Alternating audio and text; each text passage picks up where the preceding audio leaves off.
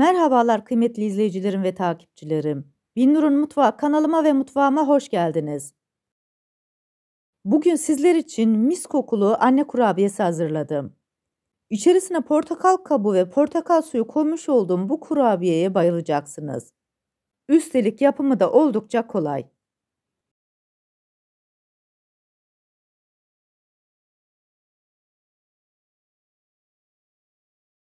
Tarifime başlamadan önce kimin nereden izlediğini bana yorumlardan yazarsanız değerli takipçilerimin nereden izlediğini öğrenmiş olurum.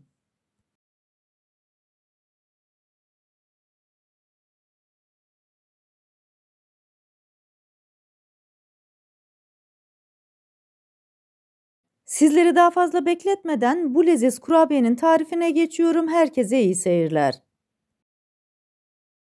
Hamurumuzu yoğurmaya başlıyoruz. Kurabiye için 2 adet yumurta kullandım. Yumurtanın bir tanesinin sarısını üzerine sürmek için kenara ayırıyorum. Diğer kısımlarını kasenin içerisine koyuyorum. 1 su bardağı şekeri ekliyorum. Şekeri ekledikten sonra spatula yardımıyla güzelce karıştırıyorum. Tarifimi buraya kadar izleyip beğendiyseniz ve hala kanalıma abone değilseniz abone olup beğeni ve yorumlarınızla beni desteklerseniz çok sevinirim. Yumurtayı ve şekeri güzelce çırptım. İçerisine yarım su bardağı sıvı yağını ekliyorum. Yarım su bardağı erittiğim tereyağını ekliyorum. Bunu da spatula ile karıştırıyorum. Oda sıcaklığında bekletmiş olduğum yarım su bardağı yoğurdu ekliyorum. Tarifimde kullanmış olduğum su bardağı ölçüsü 200 mililitre. Yoğurt tamamen pürüzsüz kıvam alıncaya kadar karıştırıyorum. Yeterince karıştırmış olduğum malzemelerin içerisine yarım su bardağı portakalın suyunu ekliyorum. Bu aşamada portakalın suyunu süzerek ekleyin. Böylelikle tortulu kısmını ayırmış olursunuz. Bu malzemeleri de güzelce karıştırıyorum. Bu tarifimde 4 su bardağı un kullandım. Unun bir kısmını ekleyip spatula ile karıştırmaya devam ediyorum.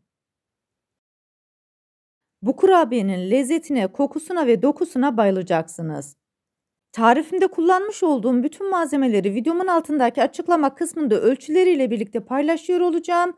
İsterseniz oradan da bakıp faydalanabilirsiniz. Unun bir kısmını da kasenin içerisine ekliyorum.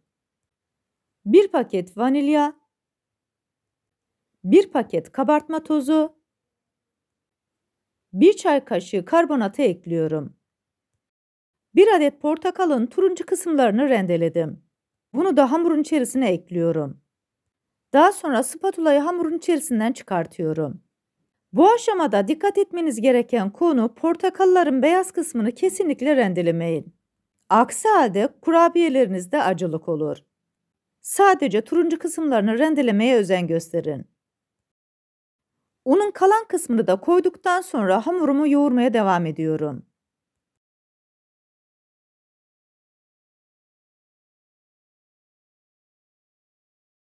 Hamurumuzun kıvamı oldukça güzel oldu. Yağlı kağıt sermiş olduğum fırın tepsisinin içerisine şekil vererek koyacağım. Hamurdan mandalina büyüklüğünde parçalar alıyorum. Daha sonra hamuru sıkıştırıyorum ve elimle yuvarlayarak beze haline getiriyorum.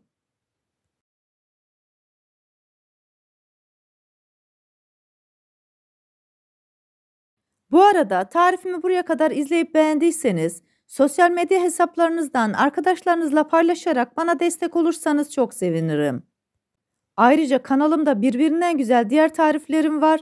Onlara da göz atmayı sakın unutmayın.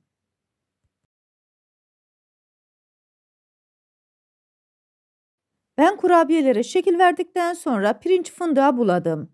Sizler isterseniz büyükçe ceviz parçalarına da bulayabilirsiniz. Ya da toz şekere de bulayabilirsiniz.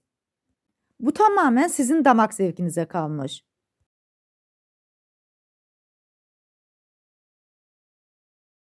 Hazırlamış olduğum bu malzemelerle toplamda 20 adet anne kurabiyesi elde ediyoruz. Bütün kurabiyelere şekil vererek tepsiye dizdim.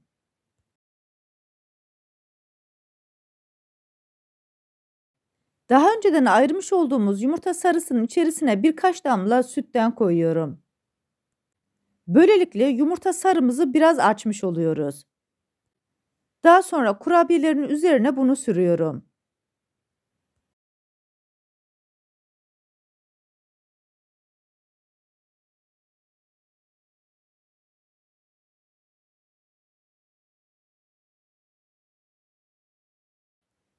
Artık fındıklara bulama zamanı. Kasenin içerisine pirinç fındıklarını yerleştirdim. Kurabiyeyi alıyorum. Daha önceden üzerine yumurta sarısı ve süt sürmüştük. Fındıklara buluyorum. Taban kısmı hariç diğer kısımlarını fındıkla buluyoruz. Bu arada fırınımı da 180 derece alt üst ayara açtım. Hazırlamış olduğum kurabiyeleri sıcak fırına götüreceğim.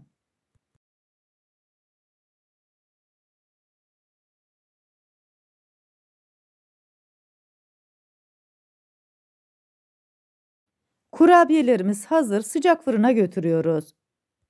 30 dakika boyunca kontrollü bir şekilde kurabiyeleri pişiriyorum.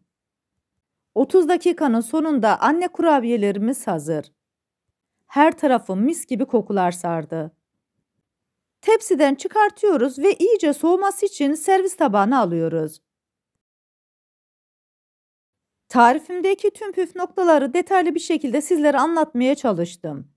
Ancak yine de aklınıza takılan bir kısım olursa bana yorumlardan yazabilirsiniz. Oradan da elimden geldiğince sizlere dönmeye çalışıyorum.